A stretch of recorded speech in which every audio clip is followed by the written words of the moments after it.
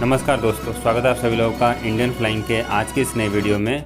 Friends, रोजाना की तरह हम फिर से आप सभी लोगों के लिए एयरलाइंस और ट्रैवल से जुड़ी हुई कुछ बेहद ज़रूरी और काम की खबरों को लेकर आ चुके हैं।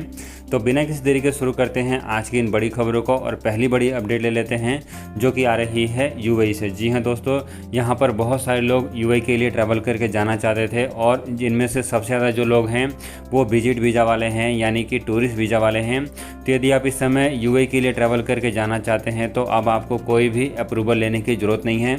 इससे पहले सभी लोगों को, जो लोग भी यूएई के लिए ट्रैवल करके जाना चाहते थे, उन सभी लोगों को पहले आईसीए का या फिर जीडीआरएफ का अप्रूवल लेना पड़ता था, लेकिन अब इस अप्रूवल की कोई भी ज़रूरत नहीं है। यदि आप विजिट वीज़ा पर ट्रैवल करते हैं तो आपको इस अप्रूवल की कोई भी ज़रूरत नहीं है। आप बिना किसी अप्रूवल के इस समय यूएई के लिए ट्रैवल करके जा सकते हैं। ये इस समय की बड़ी अपडेट सामने आ रही थी जो अभी हमने आपको बताई है। ये जानकारी खुद एमिरात एयरलाइंस ने अपने ट्विटर हैंडल अकाउंट से ट्वीट करके बताई है।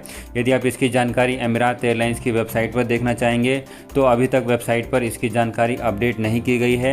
ये जानकारी केवल और केवल एमिरात एयरलाइंस ने अपने ट्विटर हैंडल अकाउंट से ट्वीट करके दी है। फ्रेंड्स, अगली बड़ी अपडेट यहाँ पर जो आ रही है वो ओमान से जुड़ी हुई है। जी हाँ दोस्तों, ओमान के लिए अच्छी खबर आ चुकी है। आपको बता दें कि ओमान की गवर्नमेंट ने अब सभी लोगों का वीज़ा, जिनका भी वीज़ा पहले से एक्सपायर हो चुका है या फिर आगे आने वाले समय में एक्सपायर हो रहा है, उन सभी लोगों का वीज़ा जो है दिसंबर महीने तक का बढ़ाने का फैसला ले लिया है। यानी कि यदि आप ओमान के लिए ट्रैवल करके जाना चाहते थे और आपको डाउट था कि आपका वीज़ा ख़त्म होने वाला है, तो आपको यहाँ पर चिंता की कोई भी बात नहीं है। अब आपका वीज़ा जो है दिसंबर महीने तक ऑटोमेटिकली बढ़ा दिया गया है। इसके साथ साथ आपको ये बता दें कि ओमान की गवर्नमेंट ने भारत से अपनी फ़्लाइटों को चालू कर दिया है। इसकी जानकारी हमने आपको पहले भी दी हुई थी, फिर दोबारा से आपको अपडेट कर दें कि अब सितंबर महीने से आप ओमान में एंट्री कर सकते हैं। फ्रेंड्स, आगे बढ़ते हैं और अगली अपडेट जो आ रही है वो गो फर्स्ट एयरलाइंस कंपनी से आ रही है। गो फर्स्ट एयरलाइंस कंपनी वही कंपनी है जिसको आज से 2 महीने पहले गो एयर के नाम से जाना जाता था।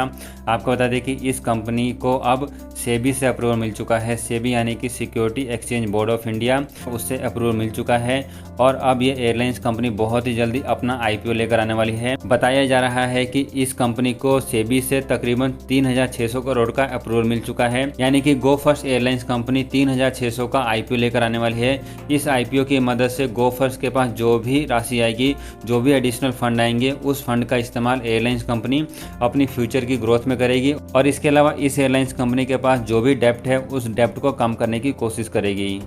फ्रेंड्स, आगे बढ़ते हैं और अगली अपडेट हांगकांग से जान लेते हैं। आपको बता दें कि हांगकांग के लिए अभी भी फ़्लाइटें ऑपरेट हो रही है, जहां पर एयर इंडिया जो है रेगुलर बेसिस पर अपनी फ़्लाइटों को ऑपरेट करती रहती है। लेकिन जो लोग इस समय हांगकांग के लिए ट्रैवल करके जाना चाहते हैं उनको 21 दिन क्वारंटीन में रहना पड़ता है। जी हाँ दोस्तों, हांगकांग की गवर्नमेंट ने भारत को हायर रिस्क की कैटेगरी में रखा हुआ है, जहाँ से जो लोग भी ट्रैवल करके जाते हैं उनको 21 दिन हांगकांग में क्वारंटीन में रहना पड़ता है। यही कारण है कि इस समय हांगकांग के लिए काफ़ी कम फ़्लाइटें ऑपरेट हो रही है। यदि आप हांगकांग के लिए ट्रैवल करके जाना चाहते हैं तो इसकी और डिटेल जानकारी के लिए आप एयर इंडिया के कॉल सेंटर से संपर्क करके इसकी नेक्स्ट फ़्लाइट के बारे में जानकारी ले सकते हैं। इसके अलावा हांगकांग से एक और बड़ी जानकारी सामने आ रही है, जहां पर हांगकांग की गवर्नमेंट ने फिलीपींस एयरलाइंस को 2 सप्ताह के लिए सस्पेंड कर दिया है। यानी कि फिलीपींस एयरलाइंस जो है हांगकांग के लिए 2 सप्ताह तक अपनी फ़्लाइटों को ऑपरेट नहीं कर सकती है। फ्रेंड्स, एक और बड़ी अपडेट यहाँ पर स्पाइसजेट कंपनी से आ रही है। आपको बता दें कि स्पाइसजेट, जिसके पास बोइंग 737 मैक्स एयरक्राफ्ट है, आपको बता दें कि इस एयरक्राफ्ट को अब डीजीसीए ने अप्रूवल दे दिया है, जिसके बाद अब बोइंग 737 मैक्स एयरक्राफ्ट जो हैं भारत में अपनी फ़्लाइटों को ऑपरेट कर सकते हैं। इस एयरलाइंस कंपनी के पास बोइंग 737 के कई सारे एयरक्राफ्ट हैं।